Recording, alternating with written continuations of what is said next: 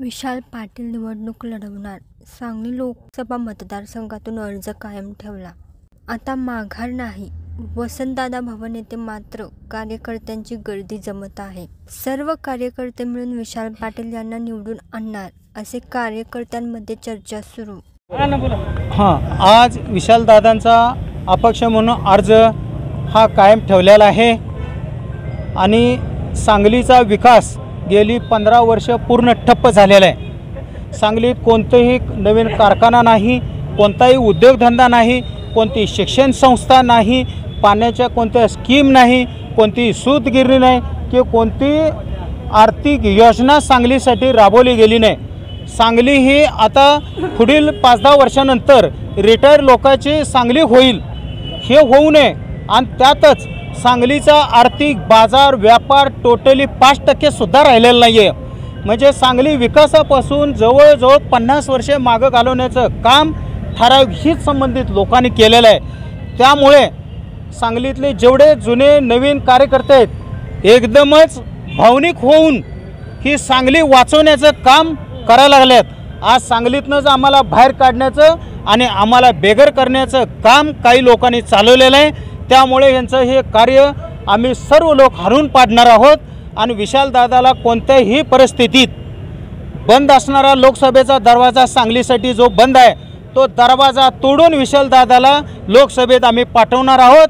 आजच आम्ही जाहीर करतो की विशालदादा 1.5 ते 2 लाख मताफरकाने निवडून येतील आणि इथं 4 तारखेला आम्ही गुलाल खेळण्याची आम्ही सगळ्यांनी व्यवस्था करू आणि सर्व समाज एकवटलेला आहे आणि हा भावनिक झालेला आहे. सांगलीवर मोठा अत्याचार झालेला आहे, सांगलीवर अन्याय वाढायला आहे, शिक्षण संस्था गायब व्हायला लागलेल्या आहेत, गोरगरिबाच्या मुलांनी शिक्षण मिळायला तयार नाही.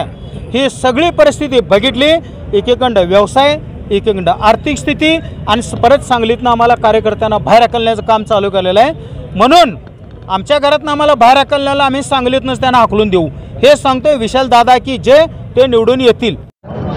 लोकसभा 2024चं रणांगण या ठिकाणी सुरुवात झालेली आहे. आज या ठिकाणी काँग्रेस पक्षाकडं विशालदादा पाटील यांनी पक्षाच्या चिन्हासाठी मागणी केली होती, उमेदवारी मागणी केली होती. परंतु शेवटपर्यंत प्रयत्न करूनसुद्धा या ठिकाणी काँग्रेस पक्षानं उमेदवारी दिलेली नाही. या ठिकाणी आघाडीचं चिन्ह आघाडीची ही सीट शिवसेनेला सुटल्यामुळं शेवटी पक्षाला काही अडचणी असल्यामुळे ते देता आले नाहीत. पण विशालदादांनी काँग्रेस पक्षाचा आणि अपक्षांचा सुद्धा अर्ज भरलेला या ठिकाणी होता. सर्वांच्या विचार मिळवणं आणि जनतेच्या रेट्यामुळं ही अपक्ष उमेदवारी दादांना आज या ठिकाणी करण्यात आली. खरोखर जनतेनं या सांगली लोकसभा मतदारसंघातल्या सर्व जनतेनंच ही निवडणूक हातात घेतलेली आहे आणि आज या ठिकाणी दादांना लिफाफा हे चिन्ह मिळालं आहे, बंद पाकिट. आणि सर्व जनतेनं या ठिकाणी यावेळेला अपक्ष उमेदवार म्हणून विशालदादा पाटील यांना निवडून द्यायचं ठरवलेलं आहे. आम्ही सर्वसामान्य जनजीवनात फिरत असताना सर्वसामान्यांच्या प्रतिक्रियासुद्धा तशाच येतात की ह्यावेळेला विशालदादांना कसल्याही परिस्थितीत खासदार करायचं आणि दिल्लीला पाठवायचं अशी सर्वच त्या तमाम सांगली लोकसभा मतदारसंघातल्या जनतेची इच्छा आहे. आणि ती इच्छा या 7 मेला या ठिकाणी 100% मतदान पेटीतून ही सर्वसामान्य जनता दाखवून देईल अशी मला अपेक्षा आहे. माझं नाव राजेंद्र पाटील. गेल्या 80 ते 85 वर्ष या सांगली जिल्ह्यामध्ये ज्यांनी काँग्रेसचा विचार सांगली जिल्ह्यामध्ये रुजवला त्या दादा घराण्याला आज काँग्रेसच्या तिकिटासाठी आज या क्षणापर्यंत झगडावं लागलं. आणि म्हणून या सांगली लोकसभा मतदारसंघातून विशालदादांनी जनतेच्या रेट्यामुळं आज अपक्ष उमेदवारी ठेवलेली आहे. जनतेच्याच मनात आहे की दादा घराण्याचा हा उमेदवार निवडून आणायचा आहे. या लोकसभा मतदारसंघातील ज्या लोकांनी विशालदादांना तिकीट मिळवली यासाठी काही जणांनी प्रयत्न केले असतील त्या लोकांना मला सांगायचं आहे, ज्यांनी कापलं आमचं तिकीट त्यांनी लक्षात ठेवा आमचं पाकीट.